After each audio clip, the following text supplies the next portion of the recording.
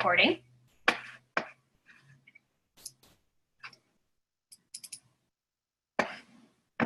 And I have shared my screen. So I do want to share the agenda for the next couple of days because I think it's important. Sorry for the Lion King in the background. It will make sense in the training today. We have some characters joining us. But for session 1 of the training, we are going to be going over an introduction to Clarity. We're going to talk about some resources that you can go to. I'm going to talk about logging in and searching for clients and creating a client profile. We're going to talk about creating households and groups and what program enrollments look like.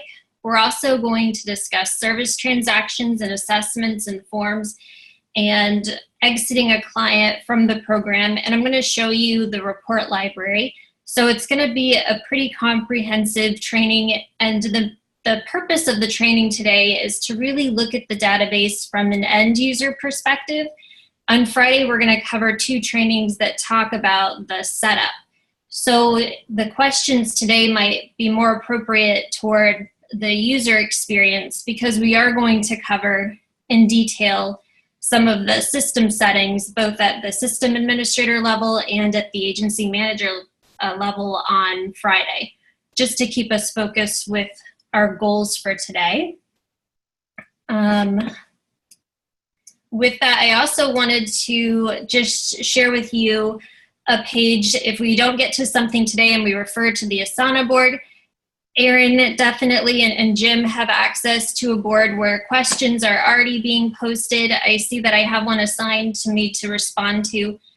So I'm definitely going to get back to that promptly, but we really like using this resource because if for some reason I'm not able to hop onto a question, our entire implementation team is able to hop on and be able to respond to the question promptly. And that's really important to us to be able to do that.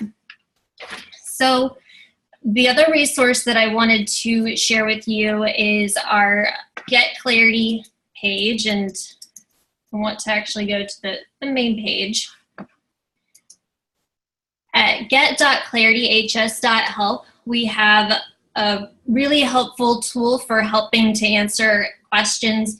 The reason why this is really efficient is because the page is organized not only by the role of the person, so a lot of end users will use this getting started portion of the page to navigate a question. System administrators will use the system administrator portion, and the agency manager will use this to navigate particular questions that they have. So not only do we have this designated by role, but it's also really helpful because it provides a step-by-step guide into many of the questions that we have. And it provides text as well as graphic GIF videos and just normal pictures. So it's a really, really helpful resource so that if we don't cover something quite as in-depth as you would like and you would like a written response, this is helpful. I had pulled up an example that I felt was relevant for your community. You've been wanting to create your database around the community queue. So Nate, who's on the call and is providing support, actually created this article. And it's just really great because if you have questions about how the community queue works, we have it documented and so it can be referenced, and it's a really great resource. The other thing that we have on our page is these additional topics, and a couple of things that I just wanted to point out to you that I think are really great about our company and really helpful for our customers are resources that we've decided to post to be helpful. Like we had the 2017 data standards changes, and we wanted our communities to have that information so that they could make the changes needed to transition appropriately. So we described what the 2017 data standards entailed and how communities could support those changes. And we also post HMIS sample forms. And what's great about this is a lot of communities that use our electronic database also like to have the flexibility of being able to use forms, and we've prepared those. So if you have outreach workers that are out in the field and you want them to be able to take an intake forms to enroll a client, you could download the doc version, so you could customize it and edit it according to the particular program or particular agency. And we also have a PDF version. So all of the generic forms that we have for entering a client, for giving a client an assessment, for exiting a client, all of those forms are already on our website and can be downloaded. So it's a really convenient tool for communities to use. So I do want to share with you again this helpful resource. There are a variety of topics, but for now, I've covered those. For now, I want to focus in and actually talk about our site. So I'm going to show you what happens when a user first logs in. I've never logged into this account.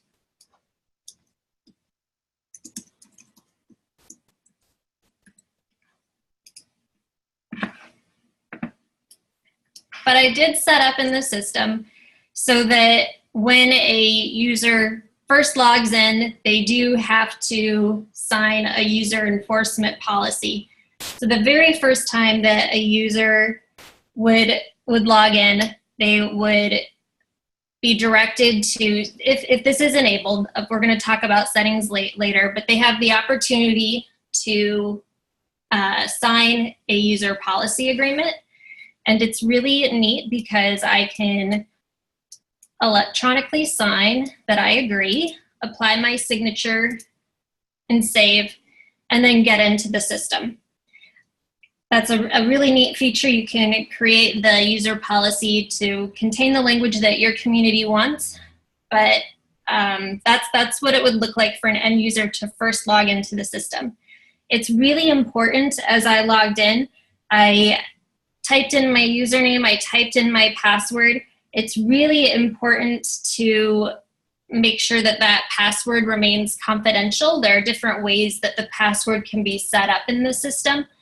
So, for example, it could be a password that was given to the user, and if they forget the password, they would have to go to the system administrator, or we have a way to auto-generate the password if a user forgets the password to generate that through an email. We have different processes of handling the password according to how your community wants to configure that. But overall, it's really important that an account is assigned to a person and that account isn't shared. So the password should be a protected password. So with that, I want to now navigate through the system and show you a little bit about the site. I have logged in from an OC, from a manager account, and what that looks like, I'm gonna log in from a different account in a minute. What that looks like is we have this Launchpad feature, and it allows the manager to manage the different programs or the different projects that the manager manages. It allows the manager to access reports. It allows the manager to access their calendar, and it allows the manager to access the attendance feature. An end user wouldn't see all of those features. An end user would see slightly different features.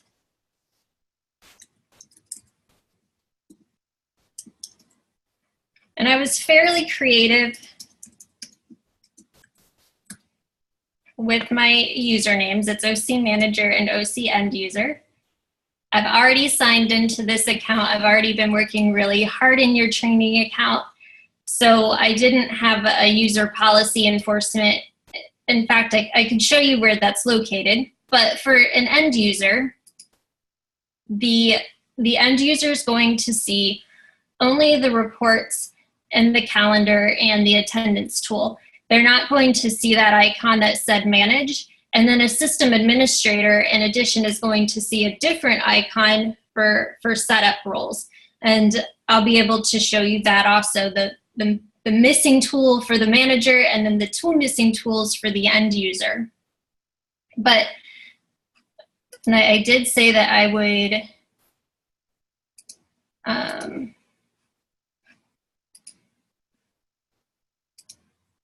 show you, whoops. Oh, I need to show you the user policy from the manager role. So I had switched away from the manager role, so I'm not going to be able to show you that from here. So I'll need to switch back into the other role. To log out and show you the system administrator role,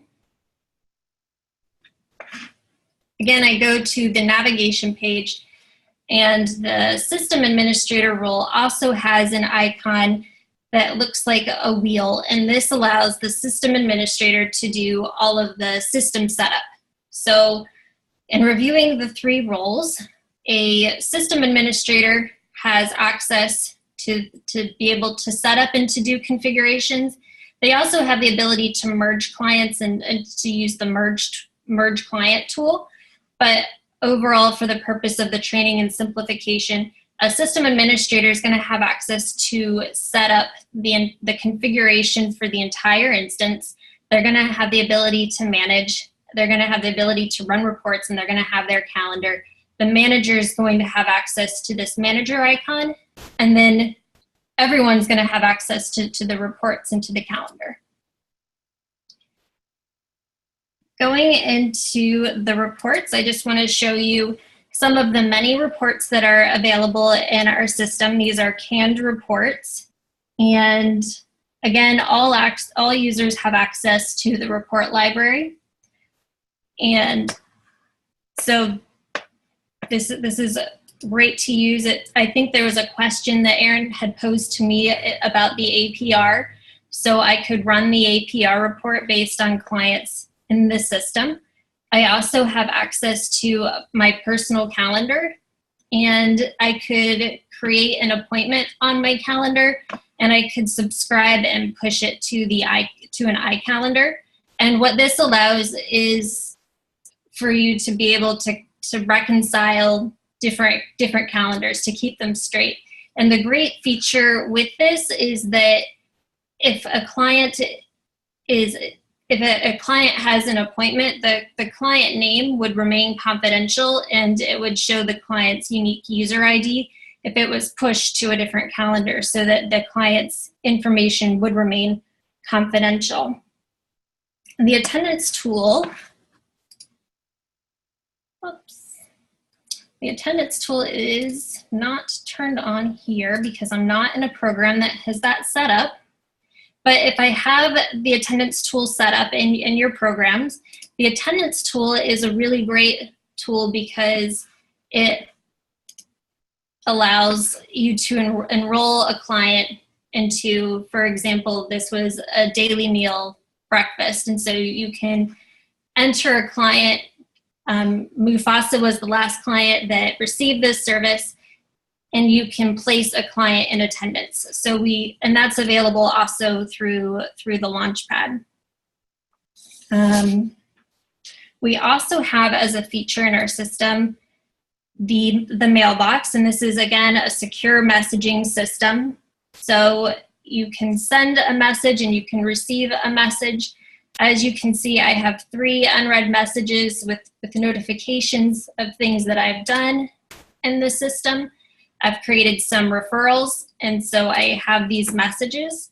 I also have sent messages to Nate Scott, who's on the call, and then I had created that account, OC end user, OSIN Duster, but I had created a message for that staff person. And so you get a sample of what the message can look like, and that ability to send messages between staff members and between agencies.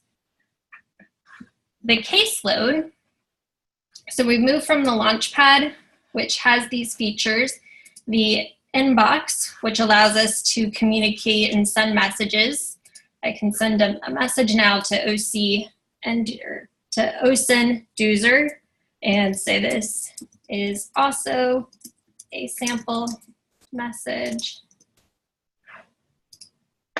And then if we log into that user's account, we'll be able to see that message pop up. But we also have this caseload tool. And this caseload tool is really neat in that I can see the active caseload per program. And I can also see if there are any statuses that have an upcoming due date. A fairly recent feature was to enable a list to appear if there's a pending referral.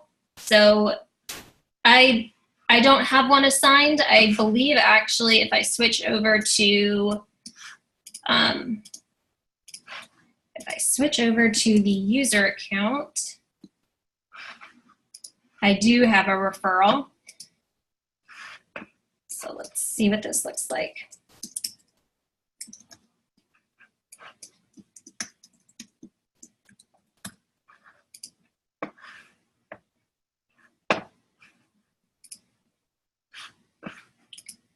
So if I look at our end user's account, I do have a referral that was sent to OSINT Doozer specifically. So that's why the case manager, that's why the client is appearing under the case manager feature here, because there's a pending referral. This is a relatively new feature and just allows referrals to be managed more easily. No matter where you are in the system, it's really easy to navigate back by clicking this search button. And so the search button will take you back to this home page, and so you can navigate and find where you are. And another neat feature as far as navigation is that any clients that you've recently searched for will appear on the screen, so it makes it really easy to go back to a client that you've frequently referenced.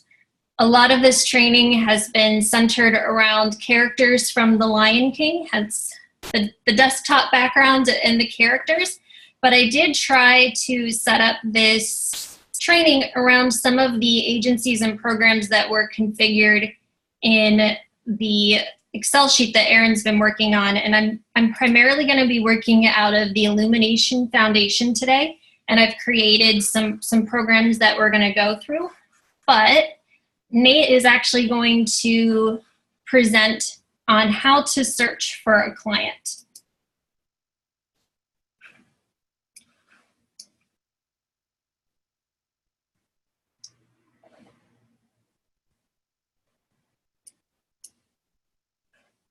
Are you ready to show us, Nate?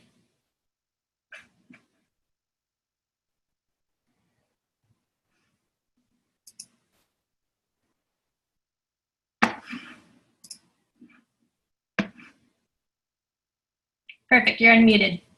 All right, perfect. Can everybody see my screen? Christy, can you see it? Yes. All right, great.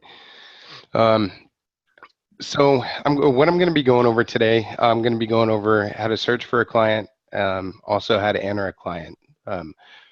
When you are searching for a client, it's a best practice to always check if they've already been entered into the system. You know, one of the reasons why we do that, we don't want to enter in a client if there's already one in the system. It just really helps with data integrity system-wide. Search interface is really simple. It's similar to a web browser. What we would recommend is that you search by the first 3 letters of the name and the last 3 letters. You can also search by date of birth, social security number, or a combination of both of those. We are going to go into search for Mufasa Lion. And as you see, Mufasa showed up down here. And you want to verify that the name is correct, the date of birth is correct, the last 4 numbers of the social are correct. And you can also see the last time that it was updated right here. I'm going to go ahead and hop in there. And if you do find that a duplicate client was accidentally created at one time, you can definitely create a ticket. You can call the help desk. We can merge those client records. We also have the merge tool that Christy showed you. It's right here. All right. So once you're certain that you selected the right client, you can just go ahead and I'll show you where that edit button is again. It's right here. Go ahead and click on that. If this client had any family members, the family members would appear right here. Any services and programs would appear right here. You can also edit these if you needed to, these services, and the edit icon is just right here. All right, assign staff up here down in the far right-hand corner. Christy is assigned to this staff. If there was additional staff, they would appear over to the right. All right, so this is a navigation profile up here. You have profile history, services, programs, assessments, notes, files, location, and referrals. We could remove any of these, or not any of them, but you could definitely customize this.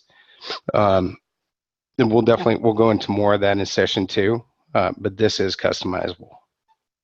All right, I'm going to go over Mufasa's history.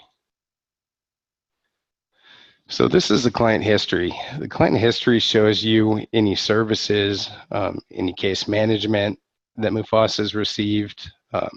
It shows active. So this is showing that Mufasa currently is enrolled into the emergency shelter program and he's active. The start date was 12/11. All right, you can. I'm going to go back to the profile. You can print client forms from right here. Let's say the Mufasa came in and had a photo ID card made. You can print that. And it shows up right down here.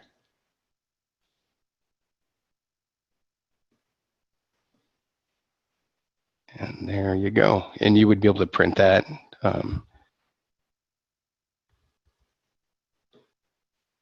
All right, you can also print out appointments, and I'll show you that.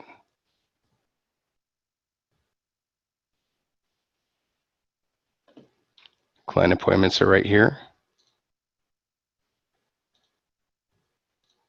Select the starting date and the end date. You can choose web page, PDF, or Excel. And again, it queues. And when it's done, it is going to appear right up here. It's going to wait for that. There we go. And it appeared. You have one open report. So I'm going to go ahead and open that. And this is showing that there are no appointments for this client in this selected period. But we can go back to the profile. In this calendar, you can set appointments here. And it's an add an appointment. I'm going to go and set it for tomorrow, 9:30. It's going to end at 10:30. You can also adjust the time here. I'm just going to put my office. Going to go and save that. I'm going to go back here just so you can see the functionality with the appointment showing up. I'm going to run that again.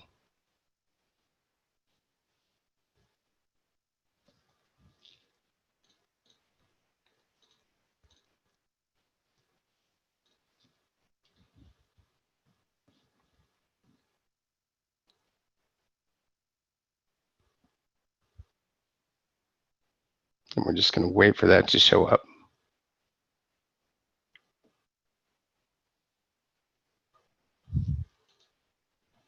All right, and now you see there's an appointment here. Location is my office. If there were multiple appointments, you would see those listed out. you could print those out and put those in the client's file. Go back here. This is our release of information shield. And Mufasa has signed a release of information, which is great. I'm going to show that to you. Shows that he signed it on 12/11. It was an electronic signature. And when I go into the create a client, I'm going to go ahead and show you exactly what the ROI looks like, but that's what this shield is.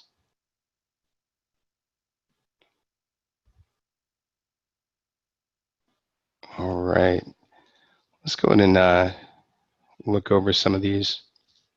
Social security number is going to be at the top. This is hidden just for client confidentiality. If you did need to edit it for any reason, you would just hover over the shield, and you could click on edit, and then you would be able to edit that if there were any issues. Last name, first name, and again, this is in line with all the data standards. So the way that we have this set up is completely in line with the data standards for client entry. All right, let's go ahead and hop into actually making a client or entering a client into the system. I'm going to go back to the search, which is kind of like the home button, and I'm going to add a client. First, I'm going to search for the client.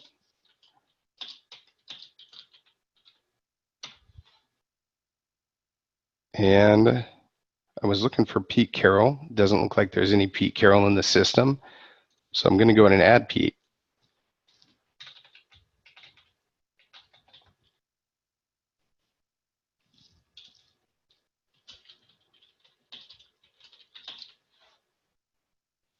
All right, quality of name. This is also in line with the HUD data standards. Client doesn't know, client refused, data not collected.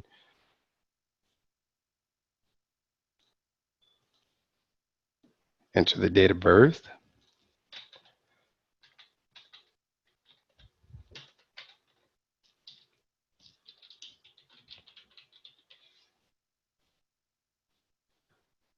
All right, gender, you have a lot of choices here.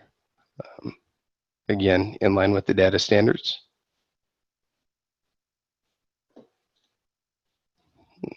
So one of the really cool things about our system is that it has smart fields. In the smart fields, if let's say that the client was female, maybe a question on pregnancy would generate. If we say veteran status, no dependent fields are going to generate. If we say yes, you're going to have additional fields generate, which is, it's really cool because you don't have to have the information on the field. It shortens the client profile. But also if there is, military background, then you can enter that in here. So I'm going to say that he was in Iraqi freedom. I just wanted to supplement that and share that it's been my experience that this both is a really helpful feature in consolidating the questions that appear on the screen, but also is a point to emphasize the importance of data quality, because if something is entered incorrectly, the following prompt that might have been expected won't appear. So it's just really important to make sure that data is accurate so that the appropriate prompts appear that follow that response. That's a great point. So it, just clarify exactly what she was saying. If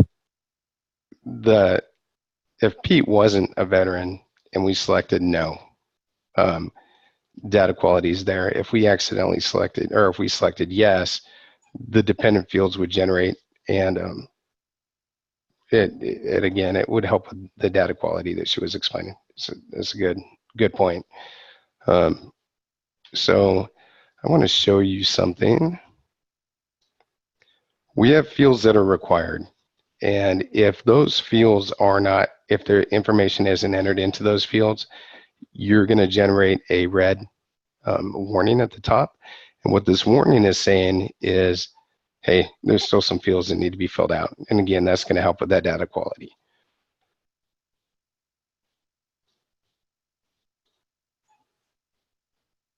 I'm going to say no for all of these. He was in the Army. Discharge was honorable. Let's say 1975.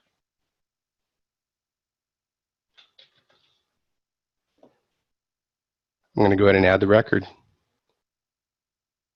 And when I add the record at the top, you're going to see that the changes have been saved successfully, and this client is now entered into the system. If there was a release of information required, it would appear right here when we were entering the client. And that's something that the system admins are going to set up on the setup side.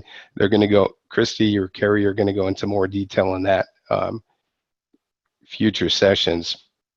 But since Pete doesn't have an RRI required, we're going to go ahead and give him one. So I'm going to add that. He's given us permission. And you can select electronic signature, attached PDF, verbal consent, and none. He's going to give us an electronic signature.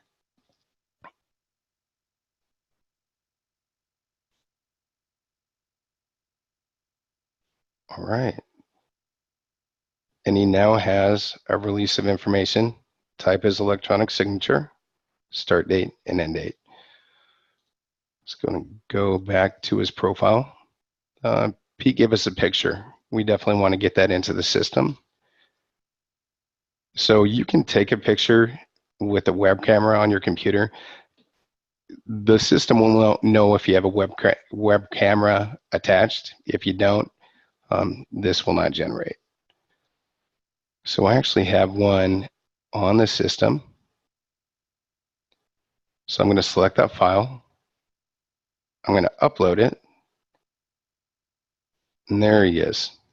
You can also crop this picture and move it.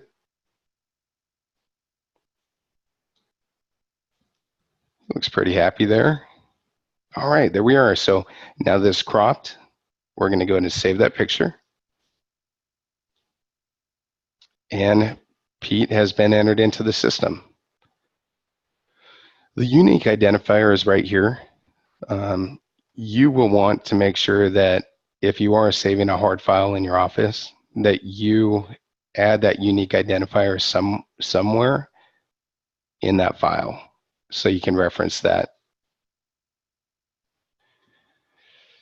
No, not a Seahawks fan at all. Yeah.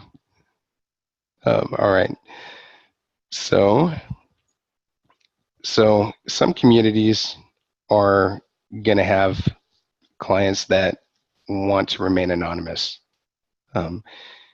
If the client does refuse to sign the ROI, you'll want to enter them in anonymously. And typically what we see is all zeros for the social security number, but each agency needs to decide how to name your anonymous clients, and that's completely up to your agency. So Pete does have a son, and we're gonna go ahead and add a family member. Pete's son's name is Blitz. So we're gonna go back and we're gonna search for Blitz.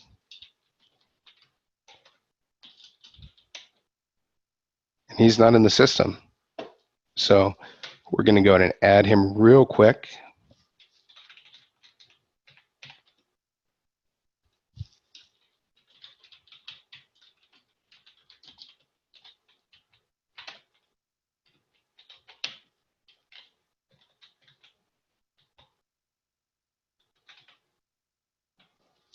And this again is, kind of goes back to the smart features that I had talked about a little bit earlier. Blitz is only 3, so there's not going to be a veteran question.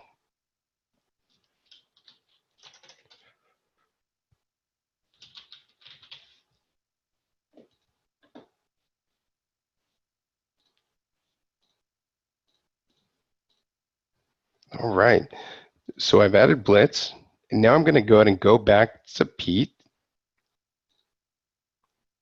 And here we are. So to add a household member, it's really easy. You just click on Manage. You click on the person that you want to add. So I want to ensure that I add Blitz because that is Pete's son. And Blitz is son. So now I have Pete and Blitz. I'm going to go ahead and set Pete as the father.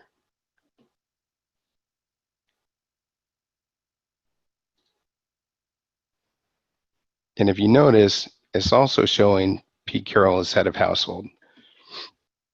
Best practice that we have is to set up all clients in the system and then go ahead and set father, son, mother, and then head of household. It creates an easier workflow. You don't have to go back and make changes. You can just do them right in order. It's definitely, for the workflow feature, it's definitely a lot easier that way. Let's say that we need to remove Blitz from the household because he's no longer part of Pete's household. That's also really easy. You would just click on Exit, or you would click on Edit.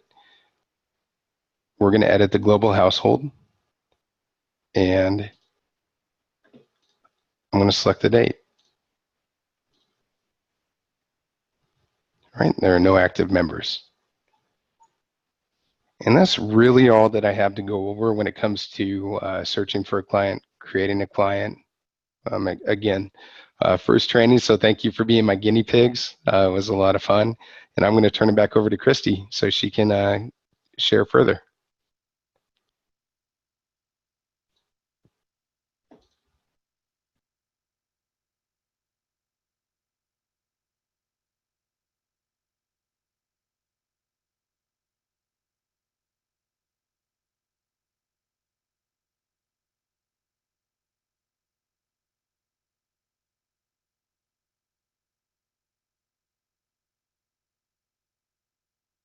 To unmute myself. There we go. Now I'm unmuted. So that was a really great presentation on entering a client. As you can see, Nate is a very dedicated Seattle Seahawks fan. And so that was really perfect because, of course, in our system, we're going to get a variety of clients. I do want to go back and explore Mufasa, a complete entry, before we actually enroll the clients that Nate just shared with us into a program, just so that we have an idea of what that looks like. So Mufasa has a very full history of activity. Again, we can see, Nate shared with us a little bit, but I also wanted to add that in my experience, the color coding here is really helpful for showing the different types of encounters the client has had within the agency.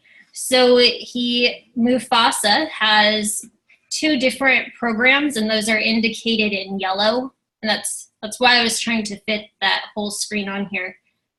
Programs are indicated in yellow. Services remain white. So he's had several services. He's had some case management services. He's had some meals. Mufasa has not been referred. I believe Timon might have been referred, so I can look at Timon in a second and see if that is in fact the case. If there was a reservation made, that would show up in pink. And if there was an assessment completed, that would be indicated in a green color. In addition, we can also see if services are connected to a particular program. And we can see that by looking at this double box feature. And if there's a note attached to that service, we can see that there's a note. If there's funding attached to a service, we can see that with this money icon. So there's a lot of information that we're actually able to gather from this history tab. From the services tab, this is going to take us into the ability to provide Mufasa with a service. This is at the global level, so this is not tied to a particular program. We can see from the history that Mufasa has participated in a daily jog, and that was provided under this global exercise service. So he has been engaged in that. We can submit and we can make sure that he gets his daily jog in for today, and then that service will appear as one that he just received. He is actually enrolled with the Illumination Foundation, so that's why that's appearing there. The programs that he's enrolled in, again, he's enrolled specifically in the Street Outreach Program and in the Emergency Shelter Program. So a good sample enrollment would be to enroll him in the Santa Ana Rapid Rehousing Program. And I'll go ahead, well, I'll go through the different tabs, and then I'll show the actual program enrollment, just because that order might make more sense so that we flow. But we can see that he is enrolled in 2 different programs, and we saw those again in the history tab. If there are any notes for the client, this is more at the global agency level. If there was a program specific note, we would have the opportunity to write a program specific note for the client, but this is not program specific at this point. This is a little bit more global. So if we wanted to create, for example, an alert to let the entire agency know that he has a missing ID, please keep an eye out for Mufasa's ID, we could submit this public alert, and then anyone in the agency is going to be able to see that when they log in. As far as client files, the client files can be uploaded, either attached to a particular program or available globally. And we see that several files have been uploaded.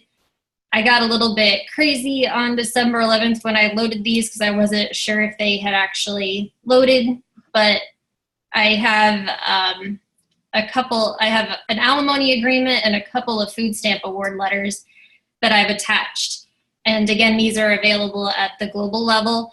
When you configure your sharing settings, which is one of the topics we're going to be talking about on Friday, you'll be able to set the sharing so that you can designate whether or not you want certain people to be, whether you want these to be available just at the program level or at the agency level. You'll be able to configure that. But the global location for files is going to be on this top tier. The location is going to show, if I enter an address, where the client is relative to the agency. So I've entered that the Illumination Foundation, it's located in Irvine, and I've also entered Mufasa's address as being at the zoo. So you can see a map that relates those 2 destinations, and you're able to zoom in. If we wanted to check on Mufasa, we could zoom in so that we could see that more specifically. At the program level, I think this is a great time to enroll Mufasa in another program, but we can see at the program level that when we elect to enroll a client, there's a lot of information that's presented to us. We can see that there's currently an active client in the program, that there's been a client referred to the program. We can see that there is the HUD ESG Rapid Rehousing funding source affiliated with the program. It's available. The services attached to the program include food, employment, and case management. If there are other services that need to be attached to the Santa Ana ESG Rapid Rehousing Program, we can, of course, show you how to do that and how to attach the appropriate services. And then Mufasa, he may be the referral.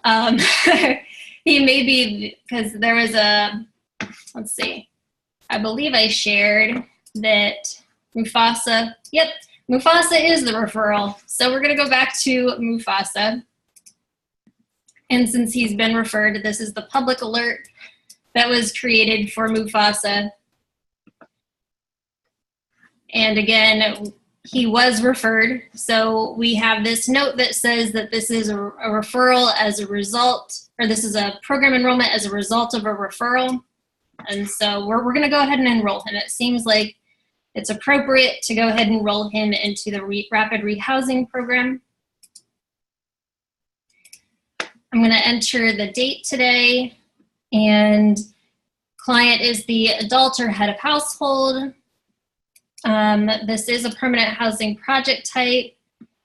He hasn't moved into housing. It's important that he won't be considered housed until we actually have this move-in date. This is strictly the enrollment per the data standards. He's been enrolled in other programs, and there's a configuration that can be made to allow the data entered from other enrollments to auto-cascade is the term of art that we use. So there's a configuration that would allow those enrollments to auto-cascade, but I didn't set that up for this program so that we could go through the enrollment and what that looks like and how it would be for an end user. But we're going to say that he came from a place not meant for human habitation. He started being homeless at the beginning of the month. We're not going to make him too chronic. We will give him a disabling condition. We will say his disabling condition is alcohol abuse. We'll make it short term though. And then we do need to enter the information about his other disabilities, which Mufasa did not present to me. He has income. He presented income from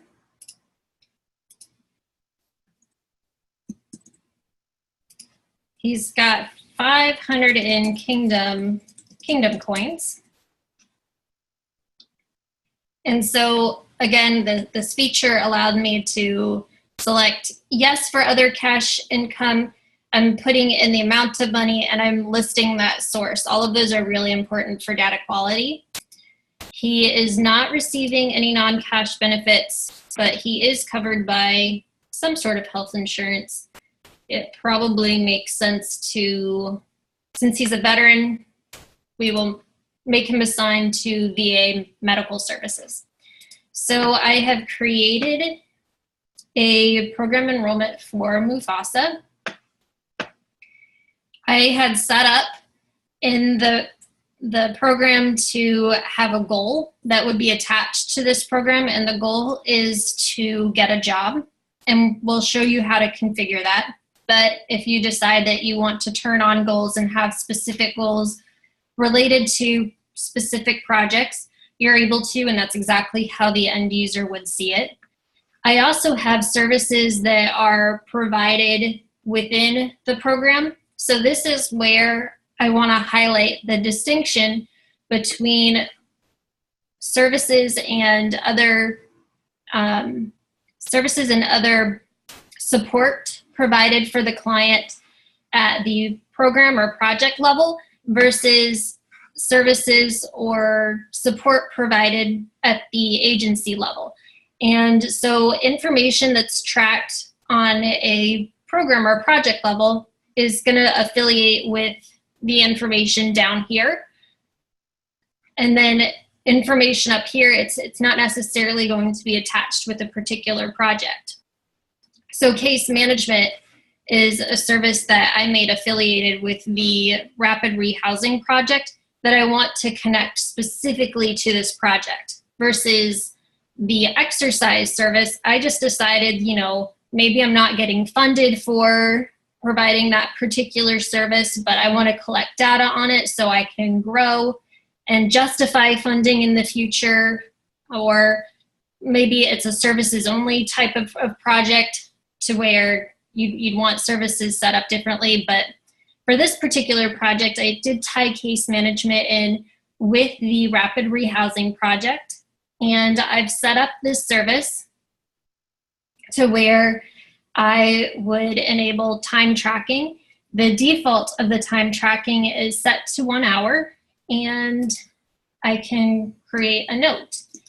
This is a case note within a service.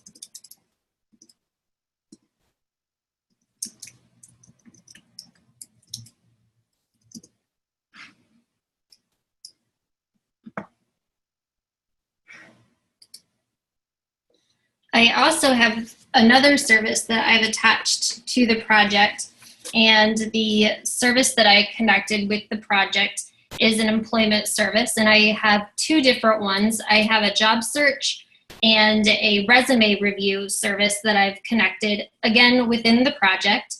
For the job search, I've required, as you can see these fields, I've required to enter information about the hourly wage and about the employer. So for now, his hourly wage is $5. His hours per week will make 25, and he is a hunter. And his employer is Disney. And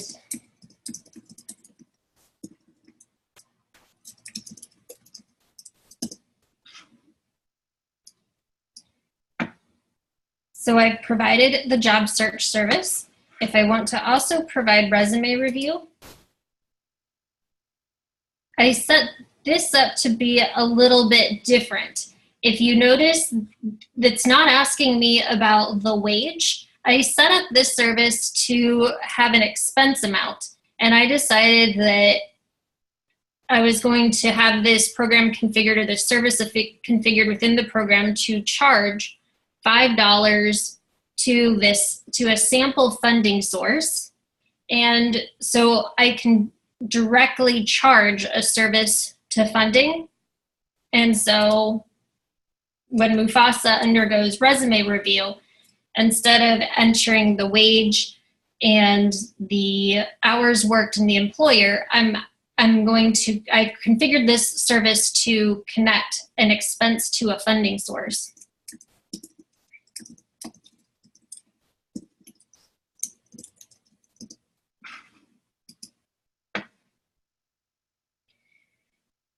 Now, I do recognize that we have been talking for about an hour, so I would like to provide the opportunity for a break, and then we'll come back and we'll start exactly where we are. I've showed providing services, and I'll go through assessments. So let's see, was there a comment to that?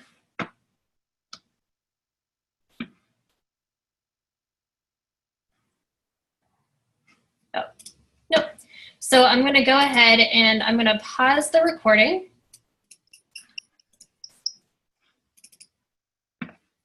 And I'm going to share my screen again. So we had just discussed providing services. Now we're going to move into program-specific assessments. And I wanted to first say that there was a question posted in Asana about the relationship between assessments and the APR. I just want to make sure I'm not missing something. Great. So there was a question about the relation between the assessments and the APR, and I think this really helps to address that question, that program level assessments are going to be reflected in federal reports. So an assessment that would report on an update, or an annual assessment is essentially an update assessment at an interval of a year. Those assessments would reflect into federal reporting, but assessments that aren't connected with the particular project wouldn't count clients. So if a SPDAT, for example, isn't attached to a program enrollment, then it's just simply a client completing a SPDAT or other type of coordinated entry assessment. If they're not affiliated with the project, then the client isn't going to be captured in that particular report. But we do have Mufasa Lion, and we have the ability to enter a status update assessment or an annual assessment. I'll show you what that looks like. It's very similar to what we entered at entry, and that cascade feature allows the information that was already populated to be set as the default, so as to hopefully improve data quality, because the assumption is that over a period of time the information has stayed the same, and so we want consistency and accuracy in that, but it's only the default. We could change the information. So maybe he no longer has the substance abuse problem and he no longer has the disability. I'll go ahead and enter this assessment for today. But we've just provided then a status update of the client entered with a disability, and we updated the record so that he no longer has the disability at this point. There are also different program-specific assessments that can be created to collect information relative to the project that aren't necessarily affiliated with the HUD data standards, but that might be important for your project. So I've created a sample employment assessment, and just because I wanted to be efficient with our time, I made it really, really simple. Is the client employed? If he is employed, does he have earned income, and the earned income amount? So this is what it looks like when we have an error in our system that I will need to address. So that there is a glitch in creating that, but typically we would be able to save that particular assessment. It did look like it saved, which is good, but typically we would click save, and then the assessment would appear in the history of the client receiving an assessment. So we have, again, the capability of assessing clients at the program level that's tied to the program, and then we also have the ability to provide assessments like the SPDAT assessments that is available more at the global level. We did attach a goal for this particular project to get a job, and that was set as a default for the program. If I also have a specific goal for this client, then I can add, and I didn't populate, but if I have a specific goal with this client that wasn't necessarily affiliated with the project, then I could also add in that goal. So I would just need to configure that in the system so that I could add additional goals as well.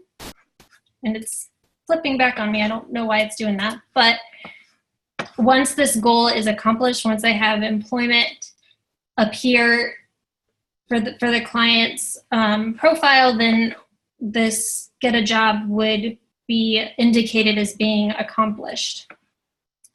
We have the notes set in the client page for the particular program, and this could be a place where you would want your staff to enter case notes. So case notes can either be entered here or attached to a case management service. That just depends on how you want your process to work. But I can call this case note for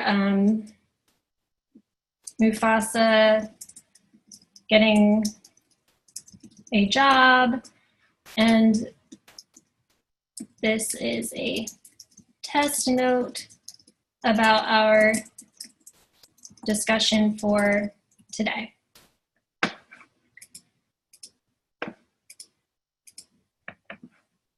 So I've created a note at the program level, and I can select Add Record. I can also add files at the program level. So I had talked about files up at the agency level, but I can also add files to that will attach to his particular program. I think what happened before was that I hadn't selected the basic uploader first, but let's go to personal identification. If I want to attach a social security card, I could choose a file and I could add that record. So this is obviously not a social security card, but it's orange and it's a parent, so it's a good example of a file that a good fake file that I might use for the social security card. I also have the ability to chart different outcomes, and this is going to be able to be configured in the settings for this particular project for rapid rehousing. I've turned on charting for earned income, and we can see that there's been movement because we've had his enrollment and his status assessment, but we didn't actually report earned income in either of those. We reported that as other income. We reported that as Kingdom coins. But if I went back and I flipped that to be the amount in earned income, then that would populate, and it is just really nice because it allows those outcomes to be charted. But this entire selection is optional to present. It's just kind of a helpful diagram to show progress over time. And sometimes the earned income amount is a good measure to have, because that's often a goal that customers have. We can also add a form to the client's profile. I believe I set up a waiver form. And this would not be a form that a client would actually ever sign, because the form says, I, Mufasa, agreed to release Illumination Foundation from all liability from anything whatsoever. I understand that I may revoke this waiver of liability at any time. Too broad of a waiver, but it can be helpful, again, to allow clients to complete forms such as a waiver in the system. So I've also attached this waiver, and again, this is at the program level. So once we have enrolled this client, he's got a history of services. We did some resume review. We've done a job search. We've done case management with the client. We've completed some assessments. He no longer has his disability. We could add a status assessment to establish his move-in date, because that would make sense. But once we've provided all of these services and the client is hopefully successful, we'll want to exit the client. And again, we're going to see some of the same questions that we've seen previously. I wanted to point out the smartness of the auto cascade captured that in my latest status assessment, I had indicated that Mufasa no longer had the disabling condition. So it's auto-populating to reflect the most recent status assessment, which is really helpful.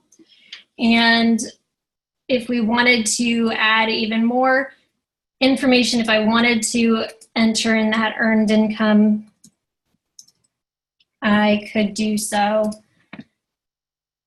But I would just need to enter the date for today and enter that he is moving into a place that's owned by a client. That's a successful outcome. So I will just click Save and Close. And so we have successfully exited this client.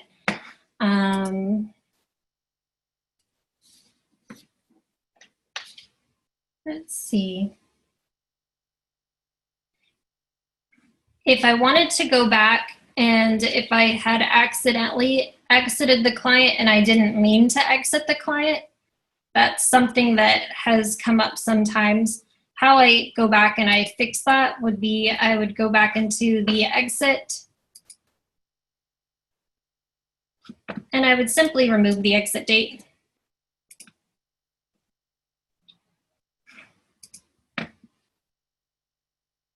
And that fix makes the client active again.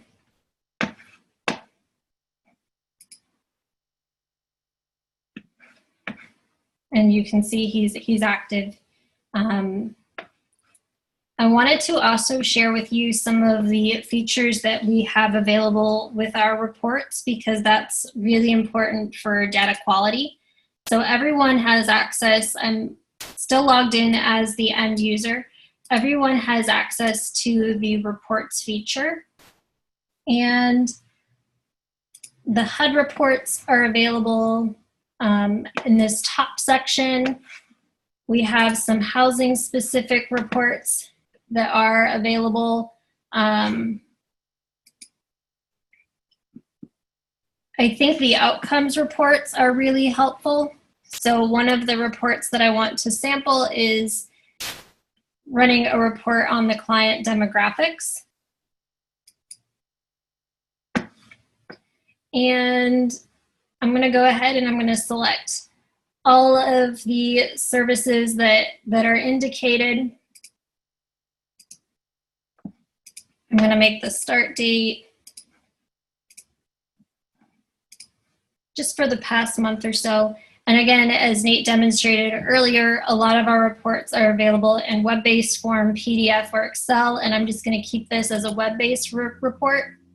All these clients are going to be fictional.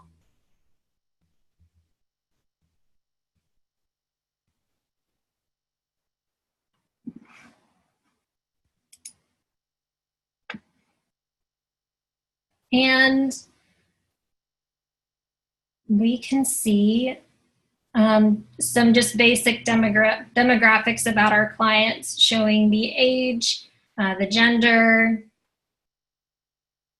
I don't remember who the female was. Oh, Sarabi Line was the female. We have different race designations, veteran status. So this is a really helpful report just in terms of charting different outcomes. Another helpful report in the program section is the program roster report. So I can run the report for all of the programs. I can designate if I want the report to show clients active or enrolled, which is going to be a smaller population of people within the reporting period. And again, I'm just going to run the report from the start of last month to current.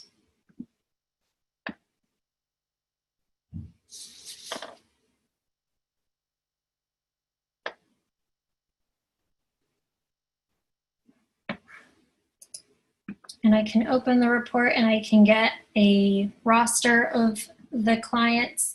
One thing that's neat is that you can click on the information in the report to go into the client's profile. So I'm going to open that again. With the web-based reports, oftentimes we have the identifier connected so that you can click into the client's profile. Sometimes we can also, sometimes if there is a more demographic based number, if there's just the quantity, this amount of clients, then you can see the list of the clients that it pertains to. So there's a lot of really neat features built into the reports. But this just, again, shows the clients affiliated with particular programs. And so we have a lot of neat reports that are available. The last thing that I wanted to show you was just going into some more special topics and maybe showing a little bit more of the attendance and how that's going to connect with an email that we recently sent out about bed and unit inventory. So I wanted to go into that specialized topic, and then we can open it up for questions to wrap up the training. So in going back to Mufasa, I believe one of the programs that he's enrolled in is an emergency shelter. So I want to go into, we had been working with his rapid rehousing program enrollment, and I did that to show the process to enroll a fresh client into a program. But he also was already enrolled in an emergency shelter. So if I wanted to provide services, let me see if this was set up. I could go into that attendance feature, and I could go into the emergency shelter night by night service, and I can make sure that he has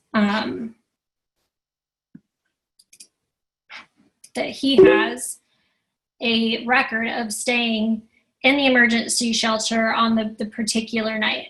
So I have, just for the purpose of an emergency shelter, again, what I did was I went into the attendance feature, and because this emergency shelter is set up for night by night services, I went in and I made sure that Mufasa is placed into the shelter, gets credit for, not gets credit, but that we have a record of Mufasa staying in the emergency shelter on a night by night basis.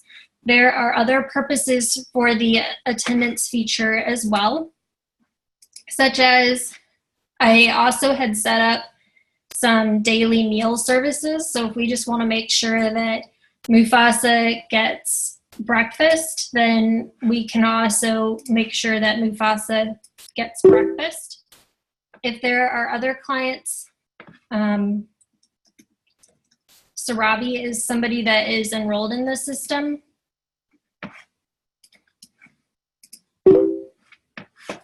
So if there are other clients that can also receive the service, then we can also make sure that they're added. So for example, so that Sarabi gets recorded as having breakfast. I think the food service may have been set at the agency level, not requiring a program enrollment, but the different configurations allow you to set up whether or not a service has to be set up so that a program enrollment is required or not required. So we're going to show you specifically how to create those configurations to designate who can receive the particular services. But I did just want to share that this is a neat feature. Whoa, this is a neat feature that can be used.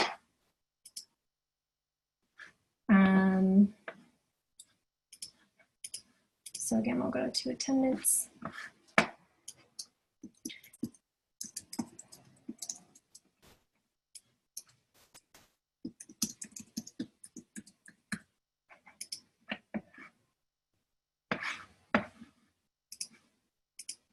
So the attendance feature is very useful for making sure, again, that clients receive the services that are important to track for your programs to be successful.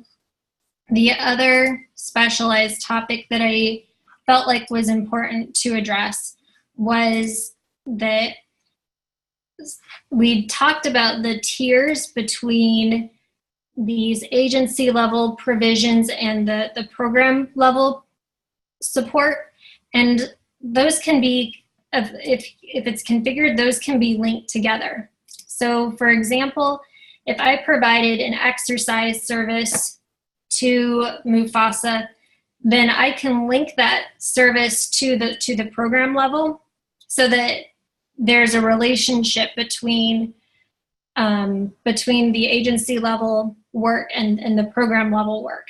So if I accidentally entered Mufasa into exercise and I wanted to credit that, I wanted that to be affiliated with the program enrollment, I could link that service to his, I could link it from history, and I could link his exercise from the agency level and connect it directly with his rapid rehousing enrollment. So there is a relationship where it says link from history. That's a part of being able to connect the agency level and the program level. It's handy for data quality in case the service was provided at a place at the agency level and you wanted it credited to the program level. So there is that relationship.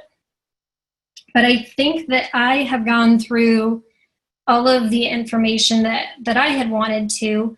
So I'm going to go ahead and unmute everyone and see if there are any questions.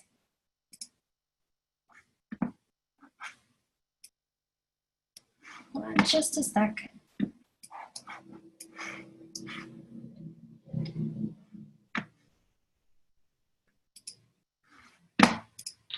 There we go. All participants are unmuted.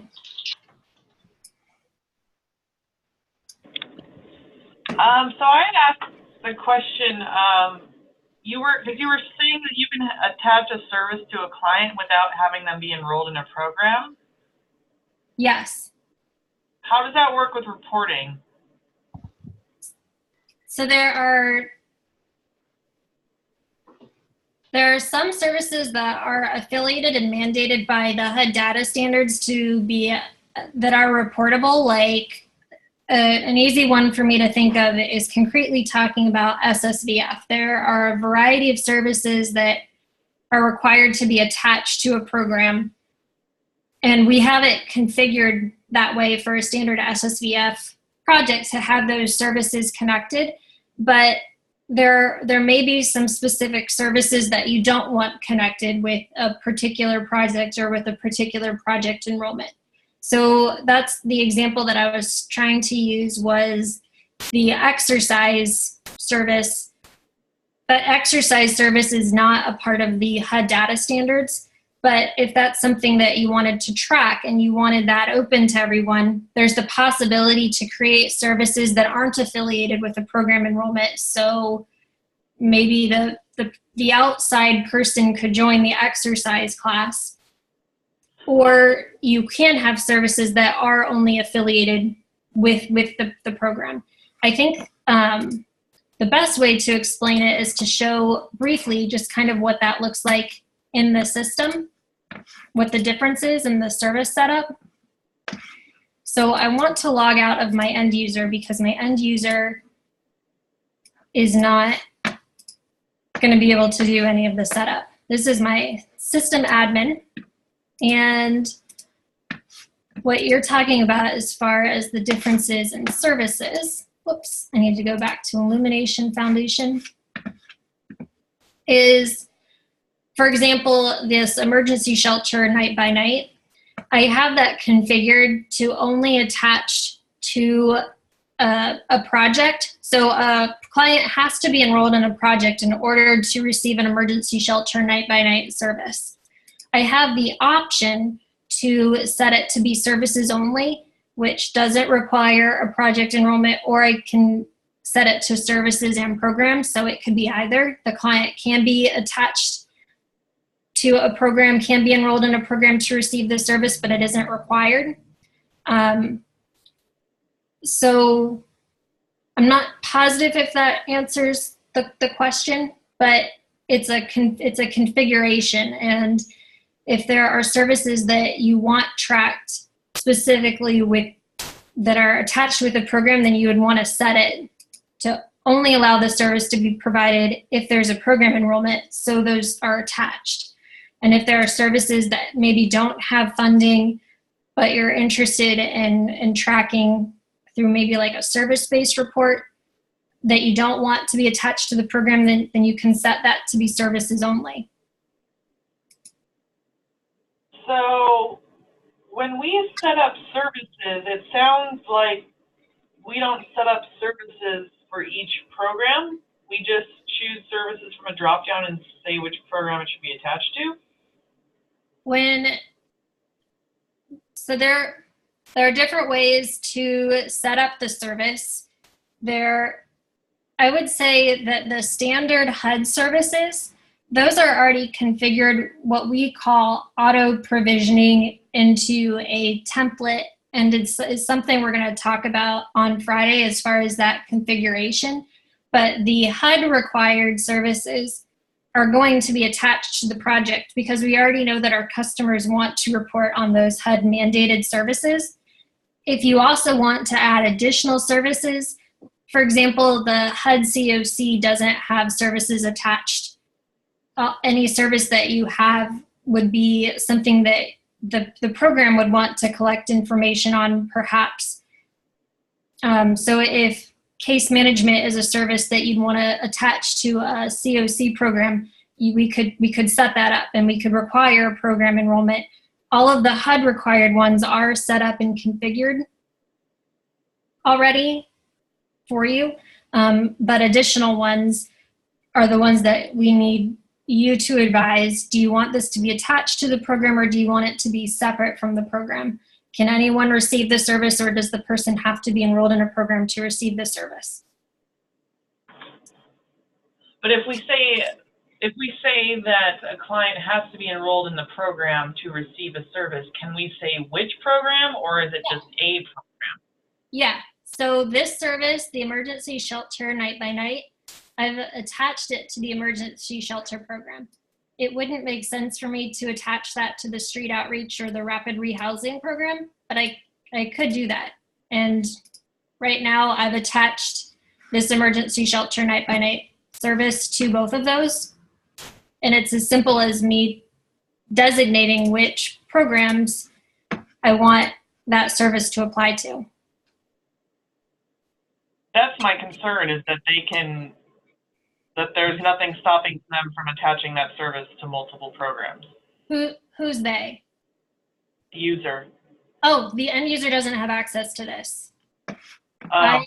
At this point, I'm in my system administrator account.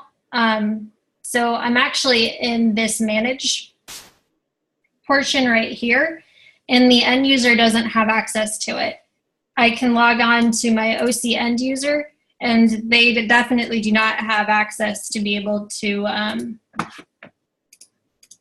configure this at all. Okay.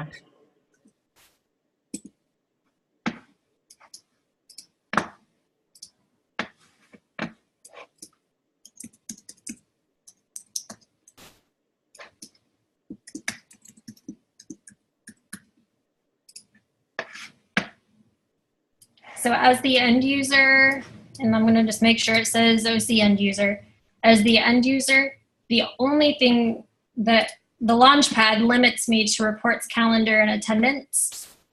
But the only thing that I'm able to do is give a service that's been configured. So exercise has been configured at the agency level, so I'm able to give the service, but I'm not able to configure that and say, like, I can give the service at the level that's been permitted by the agency manager. And the agency manager has allowed this to be configured at the agency level and has allowed more specific services to be configured at the project level. But that's what the agency manager has said. Do we have to give the agency manager access to those pages, the setup pages?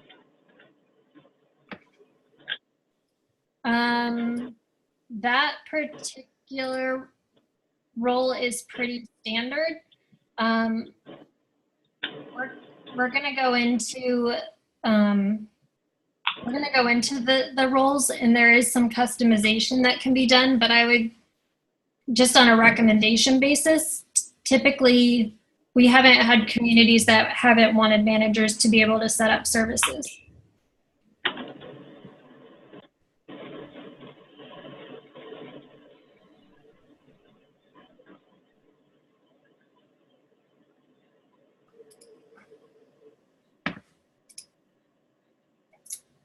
It's doing this for me today for some reason.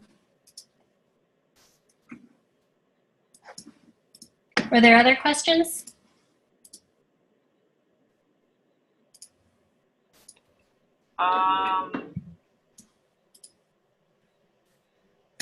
I don't think I have any yet.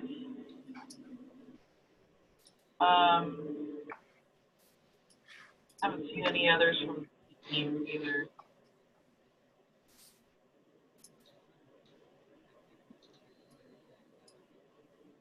Okay. Well, certainly if there are questions that come up, I can provide a more thorough response on the access rules. I know that we have a bunch that's written out on our Help Center article just to prepare for Friday. Again, it's not something that's typically requested to limit that particular one.